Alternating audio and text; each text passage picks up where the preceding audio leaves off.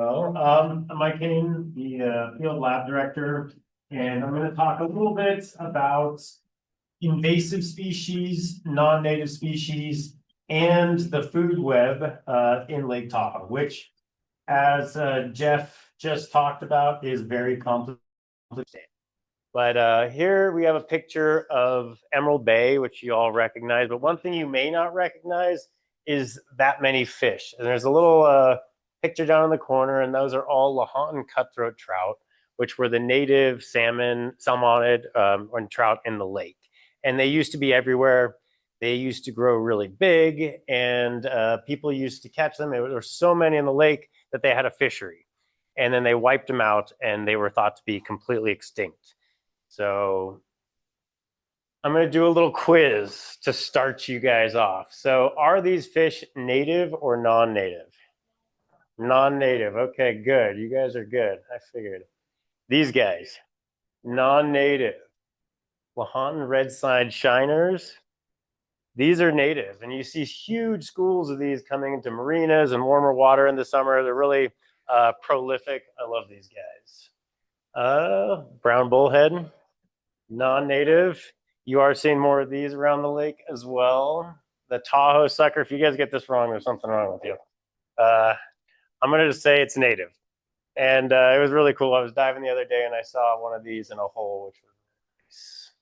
And then there's a bunch of other non-native species. We have goldfish that someone probably dumped from their fish tank, crayfish, a lot of different invasive plants. And then down in the lower corner, you can see the Asian clam and some metaphyton that may be associated with that. So in Lake Tahoe, there was really historically a simple food web. There's phytoplankton, a few zooplankton species, and then a small native fish assemblage with the Lahontan cutthroat trout as the top of the food web. And then there was a bunch of introductions, and some of them happened from fish tanks, some of them were done on purpose. And this has happened since the 1800s, and it's really dramatically changed the food web in the lake. And so right now we have a significantly more diverse food web and a lot more interactions that are happening in the lake, and they have a lot of profound impacts to the lake, including clarity. So this is what the historic food web looked like. You had the Lahontan cutthroat trout, the Thai chub, the mountain whitefish kind of living offshore and in the pelagic environment. Then you had the Paiute sculpin, the sucker, the Lahontan redside, and the speckled dace. And all of these were eating the zooplankton, the benthic macroinvertebrates, and those were all kind of feeding on phytoplankton and the vegetation in the lake. And all that has changed. So over the years, we have had numerous introductions. So rainbow, brook, brown, and lake trout were all added before 1900. Really, the establishment of lake trout happened early 1900s. The signal crayfish was introduced into the lake, and they're pretty much found all around the lake in shallower waters. And then soon after that, the extirpation of the Lahontan cutthroat trout happened. So this was in part due to overfishing, but also all these introductions of non-native fish caused increased predation on them and disrupted their life cycle. And so there was a period in time where they thought that the population strain of the Lahontan cutthroat was completely wiped off the planet. They found some in some creeks that have been, and they've been trying to restock them into the lake lately, which is actually a really cool project. So then in the 60s, they introduced the mysis shrimp to bolster the size of the fish in the lake, but that didn't really work because it ate a lot of the smaller zooplankton and kind of decimated the food web. And because of that, there was a native fish decline in the lake. So that's the red-side shiner, the speckled dace, and then the daphnia, which we were talking about a little earlier. And then some warm water fish got introduced not too long ago in the 90s, and then a lot more non-native plants like water milfoil, Asian clam, pondweed. And then I guess 2 years ago now, they found the New Zealand mud snail in the lake. And the thing with the New Zealand mud snail is they're all female and they clone themselves. And so even a single individual put into a lake can take over. It doesn't require two to tango, you know? And so there's going to be more introductions in the future, and we're doing our best to stop it. But this is kind of the discussion of how the introductions have kind of come into Lake Tahoe. So now this is what it looks like out there. We have the zooplankton, same basic species, but maybe a decrease in population in some of the native species. We have the mysis shrimp that are in there still feeding on the Daphnia. A lot more fish offshore, a lot more nearshore bottom fish and benthic fish, and then a lot of changes into the benthic macroinvertebrate community and the plant community. So let's talk about non-native versus invasive. So there are fish that are native to an environment, like the Lahan cutthroat trout is native to Lake Tahoe, and there are non-native fish that could be put in there, or a plant in your garden could be non-native. It could not, but it doesn't necessarily mean it's invasive. Invasive is something where the plant or fish or something takes over and it causes environmental harm, it causes financial or economic harm, things like that. So it's the petunia in your garden is not an invasive species, but sometimes those types of things can turn into invasive species. So these species can cause environmental and economic harm. And so we're talking about the mussels that everybody's talking about, the golden mussel that was found in California. And the zebra and quagga mussels are also found in California, but not in Lake Tahoe. And these cause millions of dollars of damage a year. These zebra and quagga mussels were first discovered in the Great Lakes in the 60s, and since then have kind of taken over throughout the country. Within a year after introductions, the densities in some places were 35,000 individuals in a square meter. So they take over and they can clog up pumps, they can mess with boats and engines and all sorts of different things. And so that is the essence of an invasive species.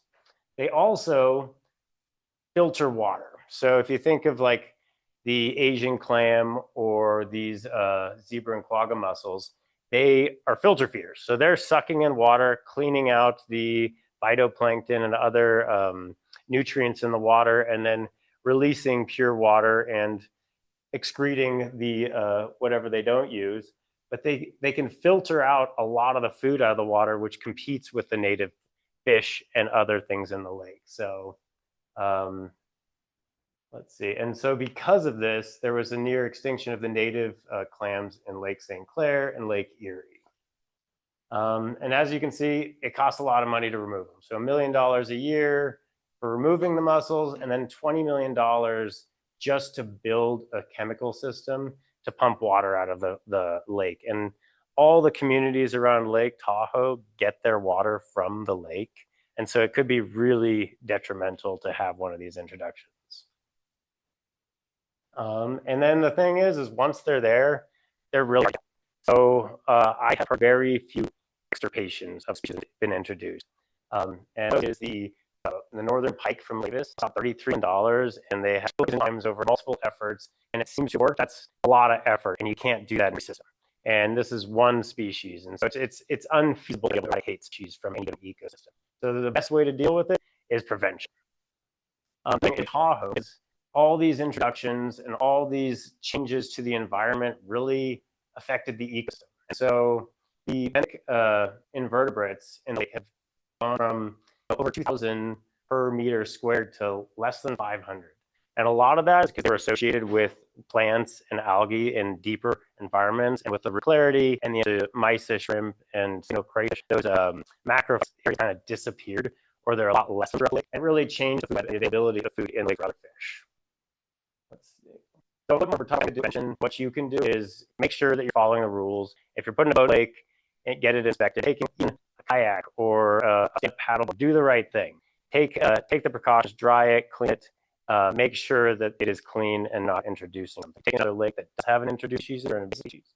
be very careful before you bring it up. So another thing I talked about a little bit before is the Lahontan cutthroat trout reintroduction, and this is a relatively new thing. So that is an exciting thing where maybe we want native spotted in Lake Tahoe. Does anybody have any questions? Whitefish? Yeah, whitefish. I remember I would migrate from in all rivers, Truckee River into Donner Lake, and a lot of dams on those rivers now. So I know we're going creating message on some of them, and it'd be really interesting. And I think that's a great project because we have all these on cutthroat trout and some whitefish, and it's really great if there could be like a connection between Donner and Tahoe and for migratory species.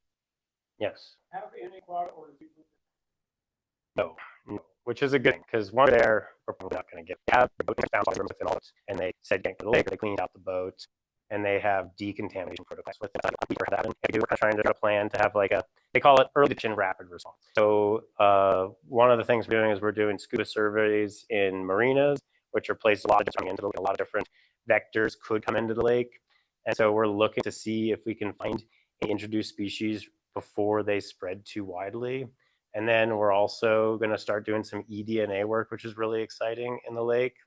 And just even with a water sample or a sediment sample, be able to identify if species have been introduced into the lake just by their chemical and signature water. Mm-hmm. So this was a study that was done before my time. It basically compared data from the 60s to the early 2000s. And in there, they said it was between 60% decline and all 100% decline. And so there probably were some distinctions.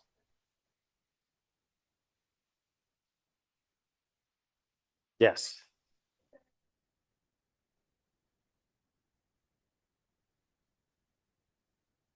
There are trainings available for that. And it's hard to get across with many visitors to a lake. Everybody's going to comply with the law. And so I think just the world we live in. But we are trying to actually have kind of a mobile decontamination unit that is relatively inexpensive that people can use, just so that because you don't want it to be such a difficult task that nobody's going to do it. You want to make it that it's so simple enough where anybody could probably decontaminate their gear at home, bring it in, and not bring in introduced species. And there, I know TRPA puts on called the HACCP training, where they talk about invasive species and ways to minimize and mitigate for introductions.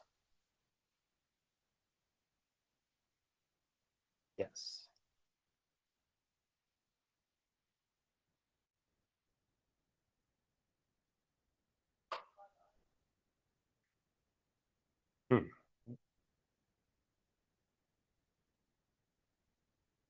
That I don't know. I have worked in programs in the past that try to use biocontrols. I'm always a little skeptical of biocontrols because of the things that have happened from mismanagement of those. But in some senses, they can work because certain species really prey on others. And if you can find one that is a specialist where it really only utilizes and impacts the species you're trying to get rid of, there's the option for that. I don't know anything about that for zebra mussels or quagga mussels. Really, it's just management once they get into the system at this point.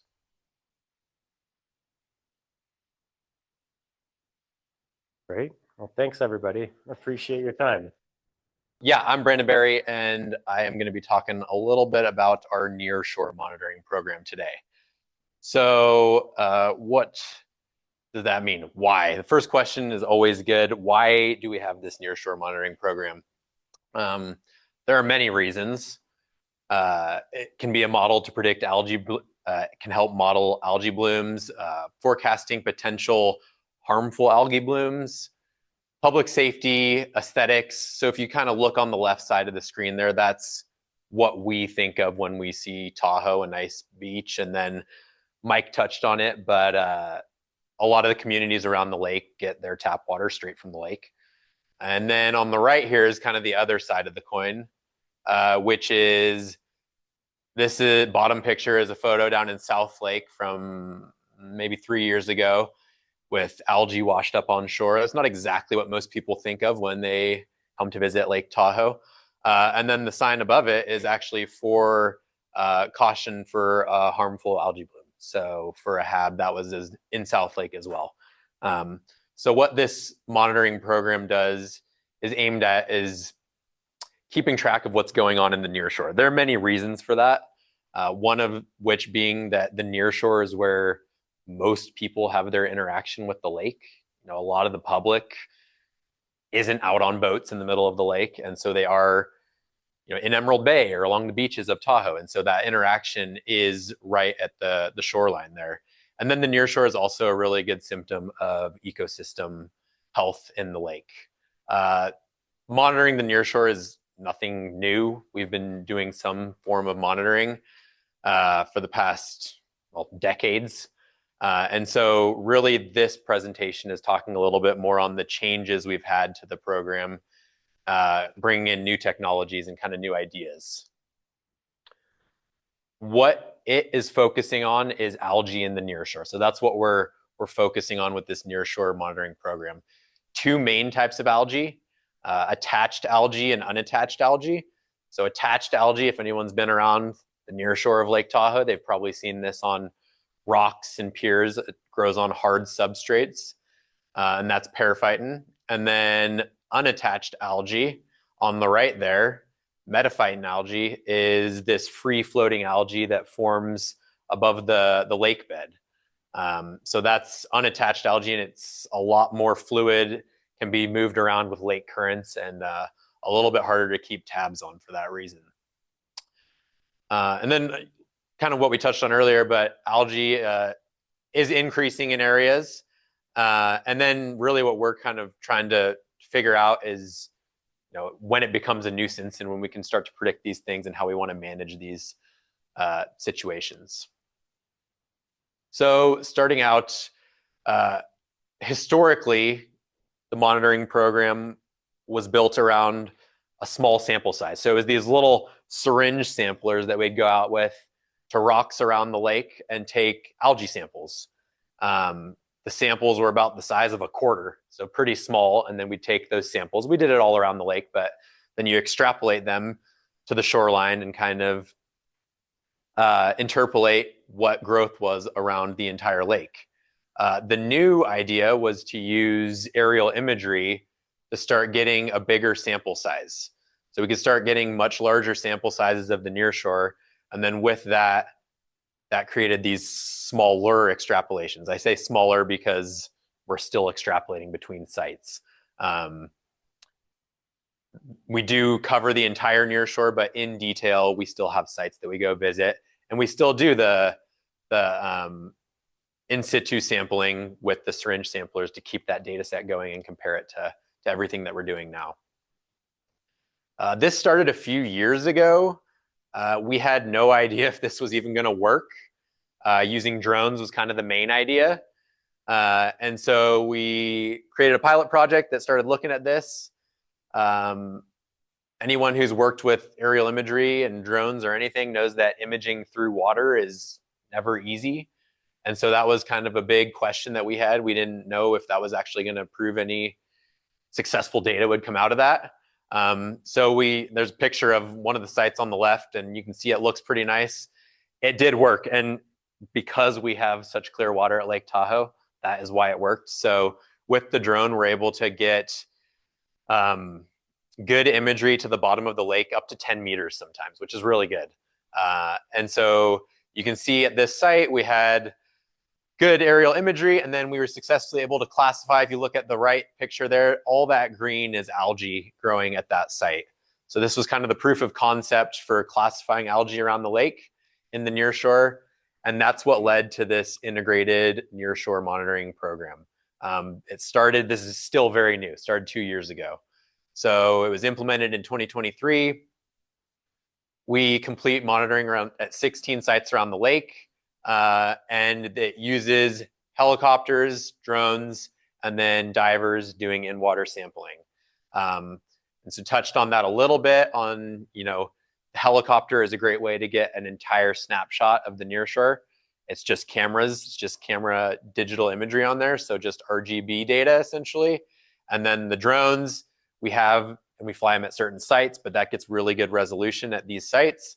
And then divers are in there going and doing the ground truthing, taking the samples, and then we can use that to extrapolate the data to the shoreline all around the lake.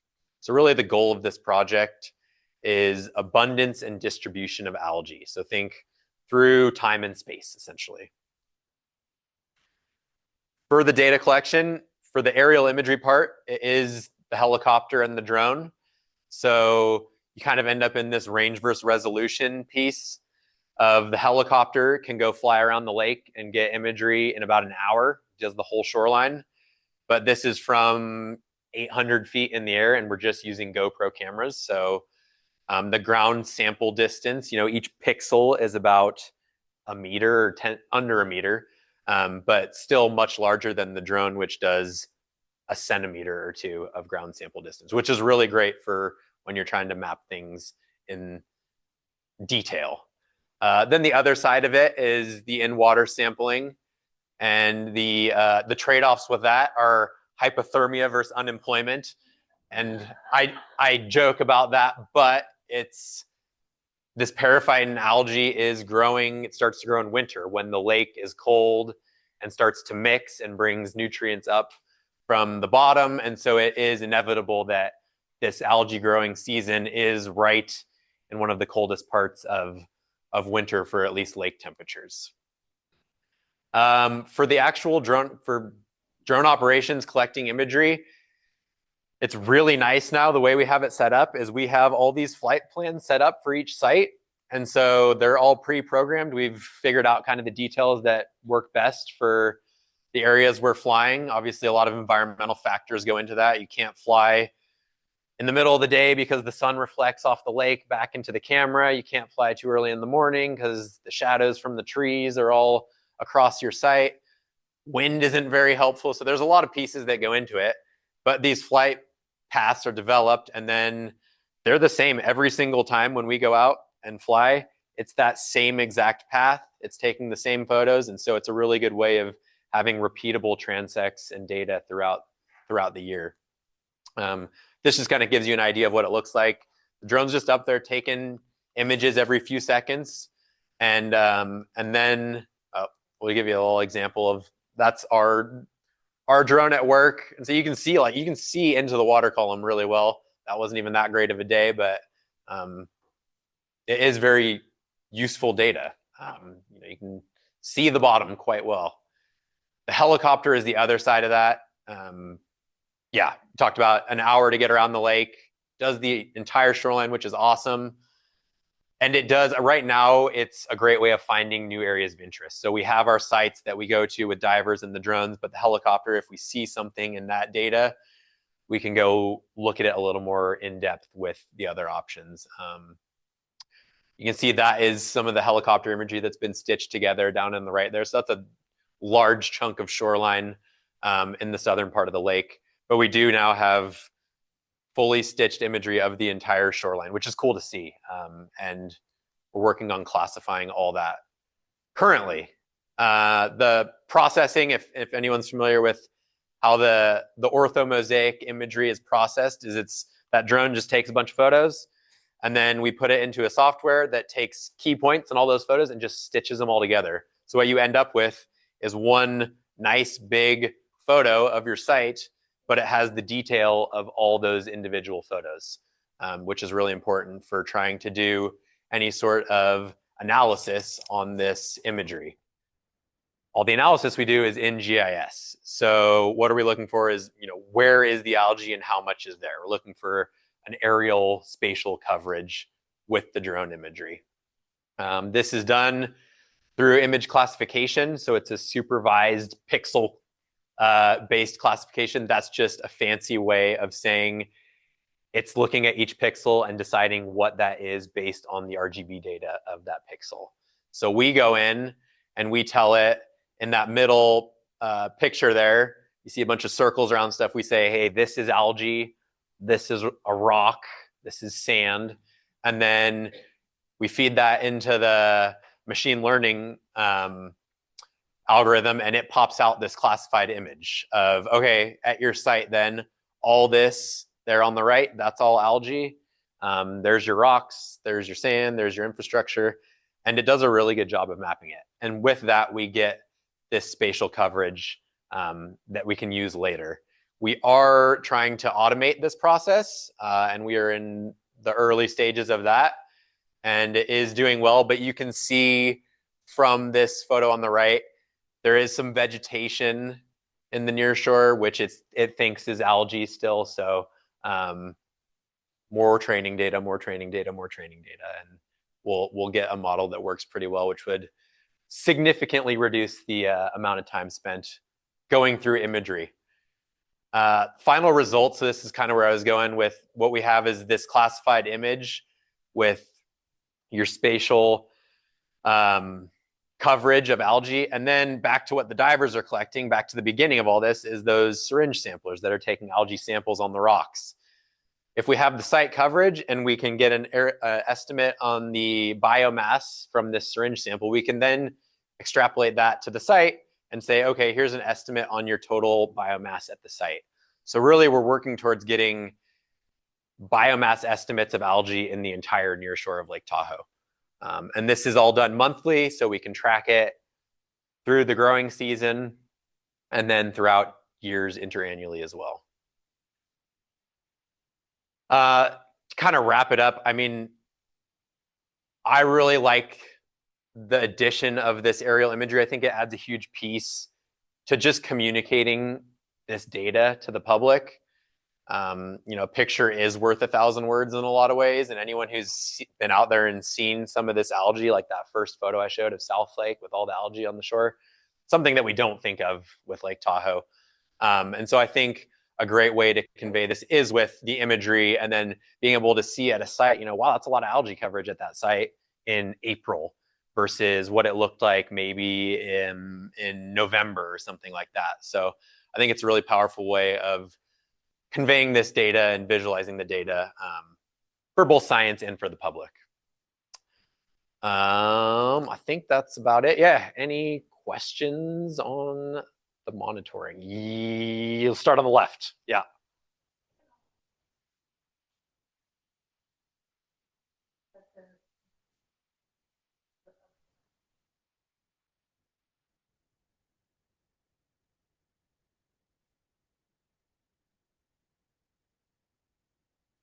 We were not directly involved with any of that, but there was the sewage line that broke. Where was that? Right near Cape Carnelian. Thank you. Yes. Yeah, and it did end up in the lake. The response to that was very quick. But as far as, you know, relating it back to something like this, yeah, inevitably nutrients ended up in the lake. But they did get to it quickly and contain it. Yeah, but thankfully we weren't doing any in-water sampling at that site. Yes. Yeah. Yeah, sorry about this, but you're labeling. Are you just going through? So how it works is you're just gonna take an area. You can just circle any area. It can, yeah, exactly. And so that's a great question. So generally, you know, if it's just a big area of rock, you can just circle a large area of rock, and it will take all the pixel data in there and say, okay, this is rock.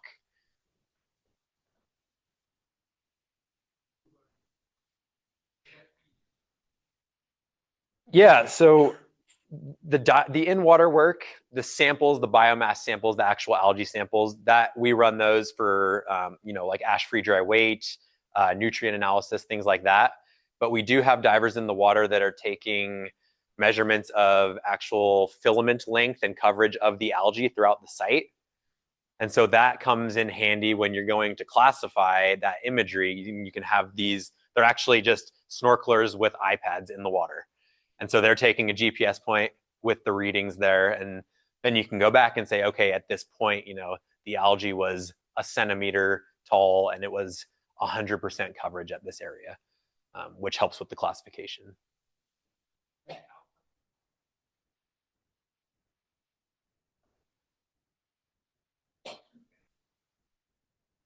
Right now, it's just algae or not algae. I think with RGB data, that's about as far as probably we're going to get. If you started, there are ways to do a little bit more into what you're talking about, but I think right now where we're at is it's very much just a spatial coverage, spatial estimate at that site, and then you're going to take the average of the biomass and extrapolate it. So there's still we're still extrapolating it. It's just for the classifications. It's very good. Yeah, as we've ran some quality control on it, and like above 90%. So which is really good. Yeah, no, good questions. Yeah.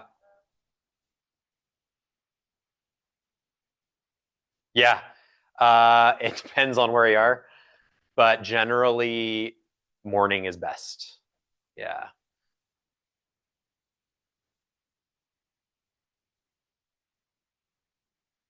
Yes, that is also a great question. We are very lucky to have one of our board members who is very involved with this project, happens to have a helicopter. And so, yeah, great question on that. I do not have access to a helicopter without him.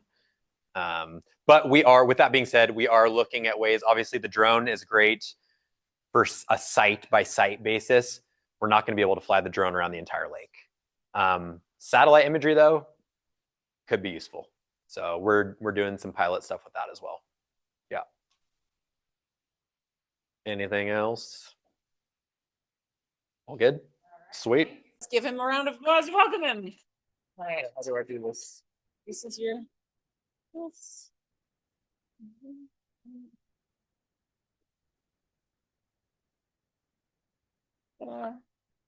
Is that working? Is that good enough? Yeah, sure. So like Heather mentioned, I'm Steven Sesma. I'm a chemist here at the Tahoe Environmental Research Center. I'm also the safety coordinator, so don't let me catch you doing unsafe things in the lab. But the reason for my speech today is that I'm going to go over the chemist's perspective of extracting microplastics out of field samples. Specifically, back in 2020 to 2021, we got a small grant from the Nevada Department of Environmental Protection to more of a snapshot study to see where there is microplastics in Lake Tahoe and how much. And as most of you already know, plastic is everywhere. And what you don't know is how difficult it is to get plastic out of a sample, a field sample, in order to analyze. So what we're going to go through here is more of a picture presentation, and I'll describe you most of the steps that are taken to analyze plastics. So for starters, sampling starts in the field. So what we have here is we have our John LeConte, and once a month, we're in this study, or in this sampling event that I'm going to describe, it's called a horizontal tow. So we're looking at what plastic we can find on the surface waters and the subsurface waters. And when we're talking about subsurface waters, we're around 20 meters in subsurface. I believe the reason we chose 20 meters is because a lot of our drinking water intakes are around that depth. So we wanted to see what's potentially getting into our drinking water from the source. So what we start with is a manta trawl, and that's the far left there, a net that we are dragging at 3 knots for 30 minutes in one direction at the surface, 0 meters, and then coming back to shore in the same direction at subsurface. Once we're done collecting, we'll bring that net into the research vessel. We'll wash, as you can see with the sprayer, we're going to try to wash all of the particles down to the bottom of the net into the containment, or the catch containment zone, I guess, if you want to call it. And then you can't get everything. So as you can see, we have someone meticulously using tweezers to pick out any little pieces of plastic that may have gotten stuck to the net. Okay. Once that is collected down here, it's pretty nasty stuff. And it is transferred into these sample jars. And so this is the types of samples that I would receive in our lab.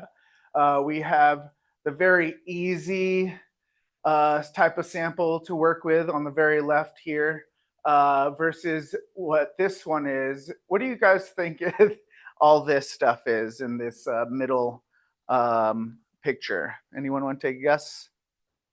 Yep, diaphanous zooplankton. Yep, absolutely.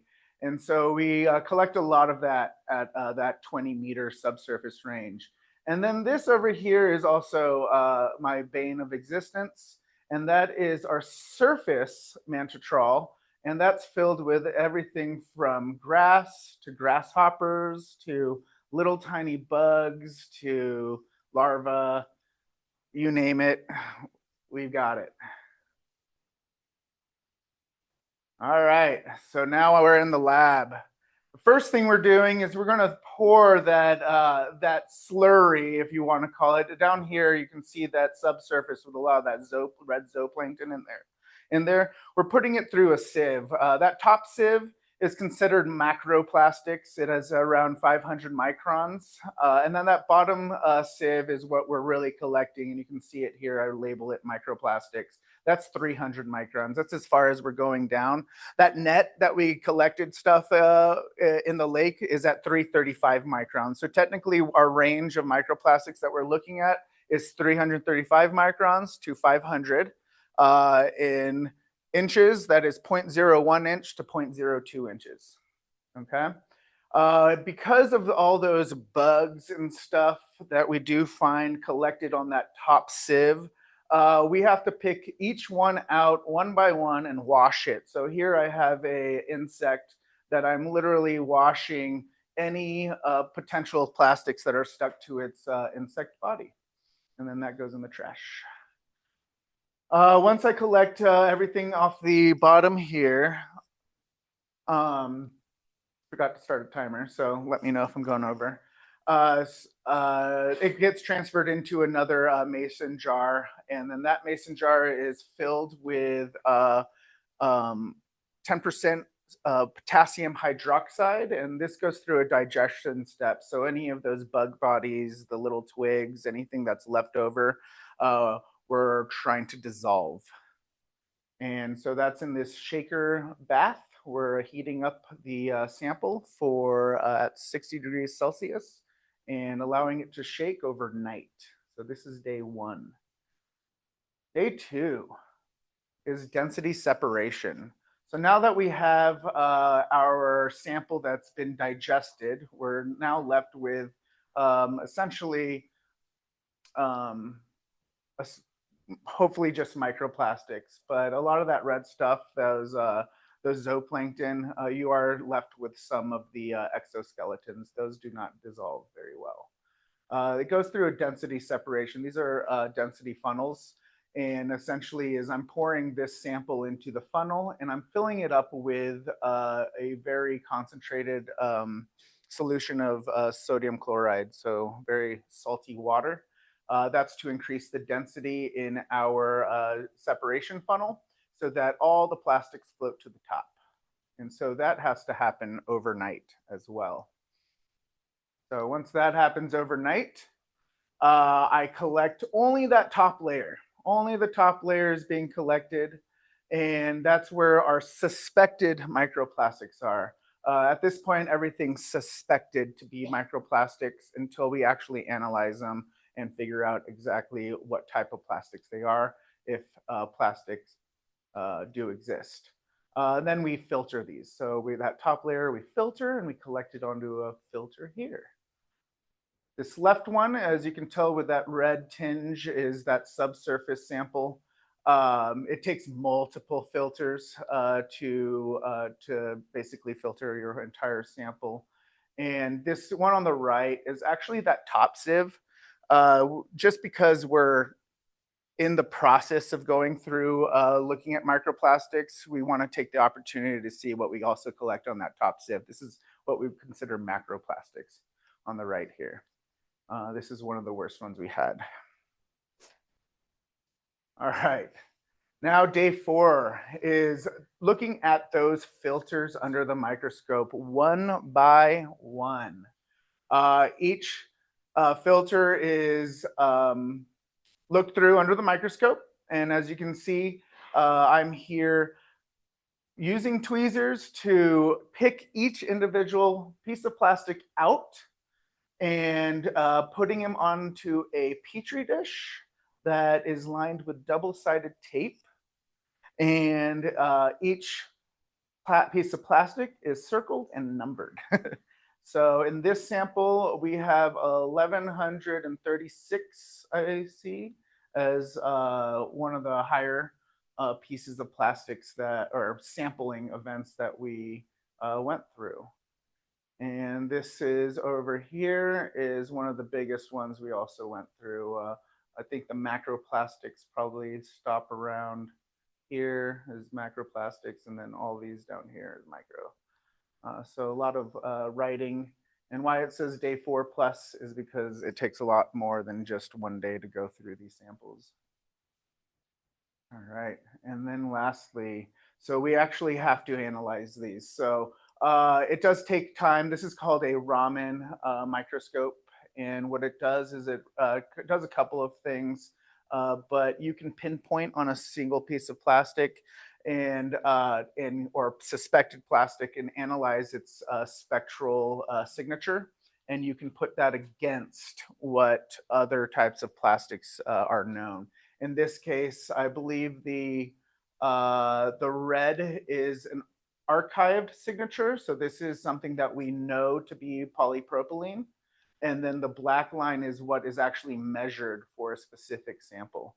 Obviously, like you saw on that last page, there's a lot of pieces. This takes a lot of time for the microscope to do. So we probably do about 10 to a subsample of the entire thing. I think it was like 20% of the entire sample gets analyzed this way. Another thing is that we're doing is we're looking at the type of plastic. So we're pinpointing onto a single point. We're saying that this is a fiber, let's call it, and we can actually size it. How big is the fiber? What's the shape? Is it a shard? Is it a bead? Is it a film? So there's definitely other ways to categorize it, and also coloration as well. The issue with colors and dyes is that it does interfere with this type of spectral signature.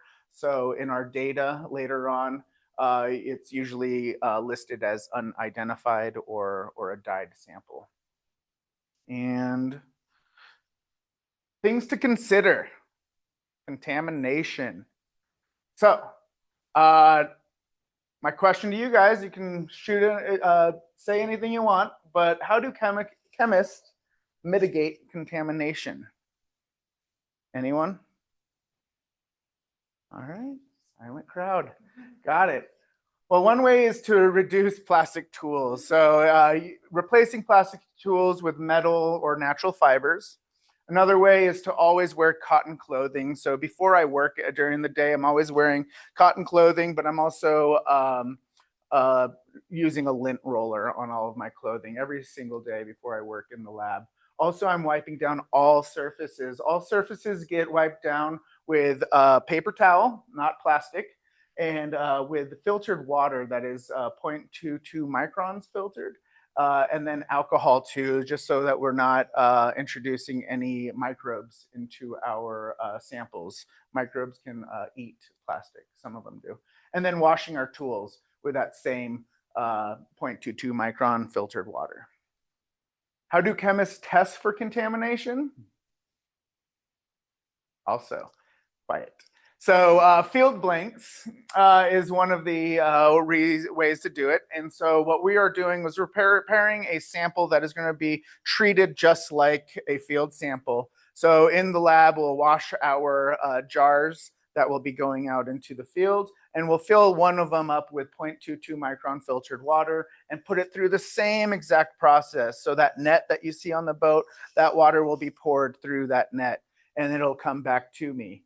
And then another one is a field blank between sampling. So we'll do one at the beginning to see how clean our equipment is before we start. And then we'll do one in between samples to see if there's any carryover from the first and the second sampling. And then lastly is air blanks. So anytime I'm working in the lab with these samples, I'm having a Petri dish that is pre-cleaned and it's sitting outside in the lab with me so I can see if there's any contamination coming through the air while I'm working with these open samples. And that is really all I have. All right, thank you. What's my timing? Questions?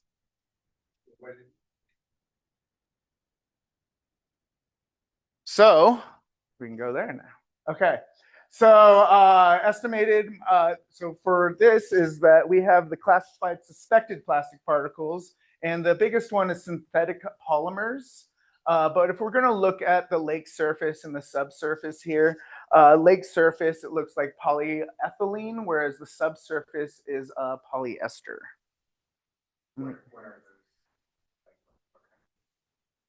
I actually couldn't answer that question. I think we decided it was water bottles was one of the highest that we were plastic that is plastic is water bottles. And then that would be the polyethylene. Polyester is clothing. Definitely, yeah, clothing. Towels. It's impossible to know exactly what everything is. Yeah, we do our best. So beginning of this whole study is we did get some trash from that was collected by Clean Up the Lake. And we were able to analyze those larger pieces of trash to create a library to kind of compare those signatures to. How do your studies square with the statement that the lake water? I mean, it comes, I want to say it comes with the idea that we're looking at also particles, right? So it's still within that 0.00, the difference, 6%. So it's a part of that. If you're looking at clarity though, also it's, as we can tell with the, with these, well, the main thing is that most of the plastic is on the surface, and so it's not affecting clarity as much when it's on the surface, but it is definitely of concern.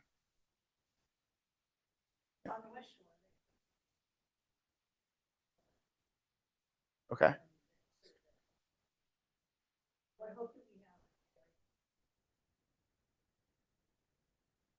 I mean, as of right now, I don't know if there's much hope. I mean, it depends on what type of like filtration system they're using. If they're doing anything like what is being done currently, there's not a lot of filtration going down at this level. That would definitely help. Yeah, absolutely. It's still so low. Yeah. They did some water samples that went to the treatment plant, collecting water samples. It's very low. Liters, if they could find one single microplastic in the 40 liters, that was a surprise. Whereas if you take 1 liter of plastic single-use water bottle plastic, they could find 350 particles. Is that right? Is it 350 or was it 250? Yeah. Interesting to see my Petri dishes over the course of a year. Basically, this is January 2021 to May 2021, and you can see that there is some seasonal variability here. And that's what you can also see in the surface water here from May and then over to, January over to May right here. That specific one probably took 2 weeks. 2 weeks to do, and I know it took about two interns plus myself, so 3 of us to do, and it was a lot of work. So yeah. Cool. Thank you, Heather. Hi, yeah, so we're changing it up. Nothing about the water in here. I don't know anything about water. I study forest health and I'm a forest ecologist. And today I'm gonna bring you back down to like our our original studies here, some of our projects from like 20 years ago where we started kind of doing an assessment of forest health in the basin. So I called these long-term monitoring sites, but they're only 20 years old. So maybe long-term was ambitious, but hopefully into the future, we'll continue to return to these sites and we can say that's legit. So around 2005, we set up a bunch of plots throughout the basin, about 24 of them, that we intended to use long-term to watch changes in forest health. So at these plots, we started by looking for indicators of forest health. We didn't want to just look for the bad things, even though we do study insects, pathogens, and that is our specialty. But we did an overall assessment looking for things like a range of age classes in the forest, which is really important for the future of your forests. We looked for trees that had vigorous growth. So we did a bunch of dendrochronology studies where we compared live and dead, like tree rings and live and dead trees, tried to kind of see changes over time. But other indicators of forest health include things like wildlife, just any type of wildlife around, and healthy riparian areas with minimal soil erosion. But what we really were looking at is we were looking at what is causing tree mortality. Our specialties are probably things like these beetles, these parasites, and these pathogens. So really the pests, the parasites, and the pathogens are what we've been watching change over the years. And I will go into detail about those three as we go through. And it seems like all of those biotic factors really they combine with drought. At least in the last 20 years, we've seen that like drought is the driver of a lot of forest health issues. And the combination of drought with any pest is when we see a lot of mortality. I just have to mention this because people always drive around and they're like, why are all the trees driving along the streets dying? And there is some mortality from heat stress and salt. And there have been a lot of studies on those, but I don't know anything about them. And then we can't overlook our history. So, in the late 1800s, we had a lot of logging, really widespread Comstock era logging in combination. Following that, we had fire suppression, where forests came back and we suppressed fire. And that led us to the stand densification. So a lot of our forest stands got really dense, thick, and not healthy. So our number one issue, I would say the most destructive pest in the Lake Tahoe Basin is mountain pine beetle. This is a native beetle. It is native to Western North America.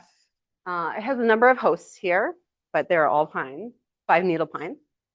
And I'm going to talk a little bit about its life cycle because it is important to understand its life cycle in terms, we'll see. Okay, so it starts as an adult, doesn't start as an adult. We're going to start as an adult. Adults emerge from trees in the summer and they haphazardly fly to another tree and try to find another host. They're not good flyers, so they don't go that far. They depend a little bit on wind, but generally they're going to go like 10 meters, 30 meters to a new host. They bore into the tree and often leave pitch tubes, which is what you're seeing all over that tree. If a tree is really healthy and vigorous, it can pitch a beetle out and protect itself. This tree did not. Each one of those little dots is an independent beetle boring in. Once they bored in, they move into the phloem of the tree, and their life cycle continues. They go through these instars of larva, and then they exit again as an adult.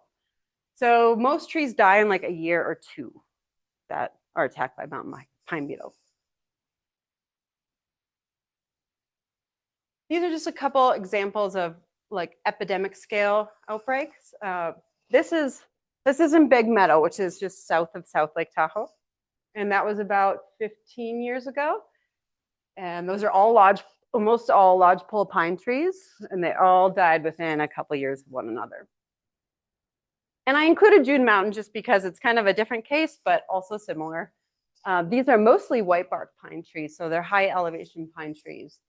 And that, I'm going to say, it was around the same time period, maybe about 10 years ago.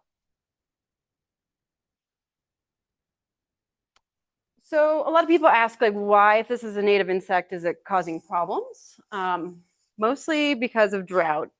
Trees lose their vigor and ability to fight off this native insect in dry conditions. Also, we have some old dense forests, so trees are not healthy.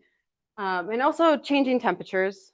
One study in Southern California found that mountain pine beetle can complete 2 life cycles in a year, which is really concerning for other areas. So if it gets warmer, we might see beetle populations really spike. All right, so the second thing I want to mention, which is really common, is white pine blister rust. It's a fungal pathogen. It goes to white pines, so 5-needle pines. It is a problem on, say, our most significant damage in the basin is on white bark pine. So white bark pine is a high elevation pine. This is a picture of a white bark pine up on Mount Baldy. You'll also see them on most of the peaks around the basin. And this is like a pretty characteristic blistering from white pine blister rust. White pine blister rust will mostly kill small trees or mid-sized trees. But on the large trees, you'll see things like flagging of the branches.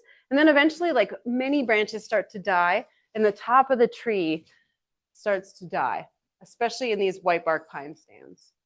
And this is really just an ecological loss. You know, when we lose the cones, we're losing our seed for any birds or wildlife. And the seed is really, really a great resource.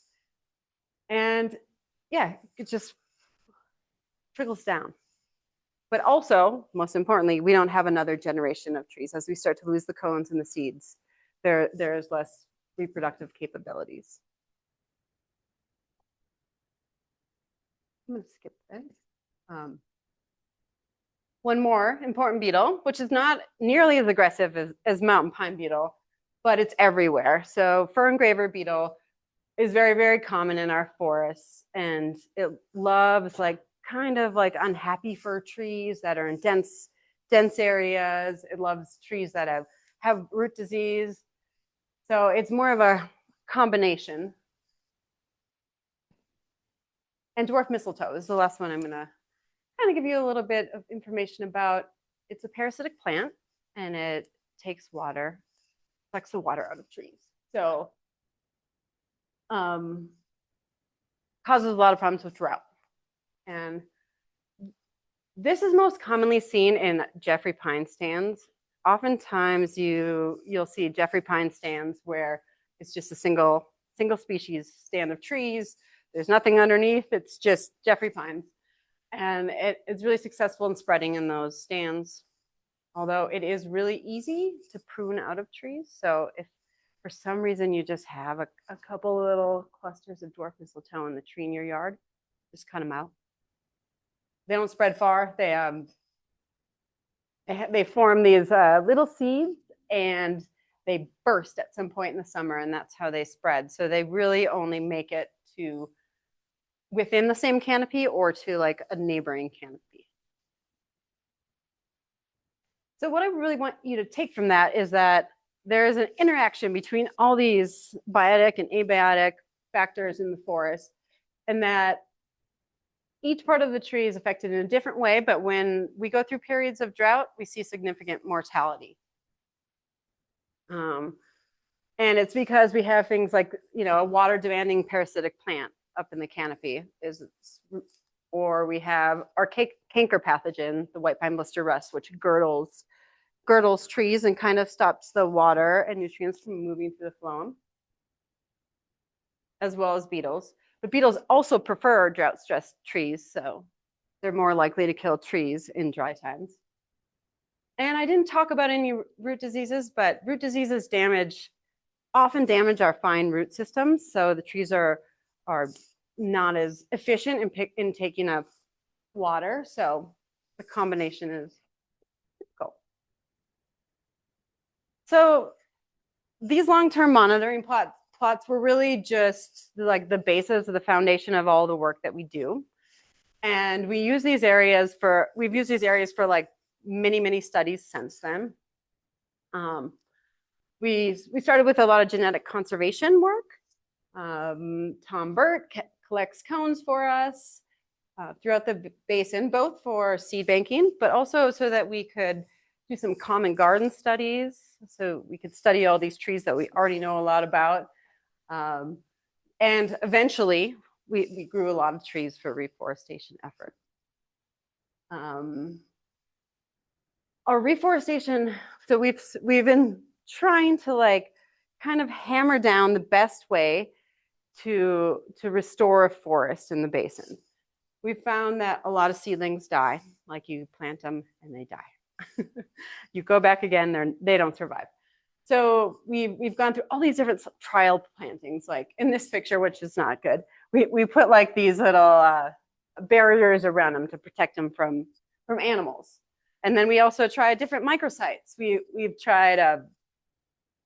tried different trees. We're trying seed now in some places. We've tried to plant in different seasons. And that has led up to our most recent project where we are doing restoration or reforestation project in cooperation with the California Conservation Corps.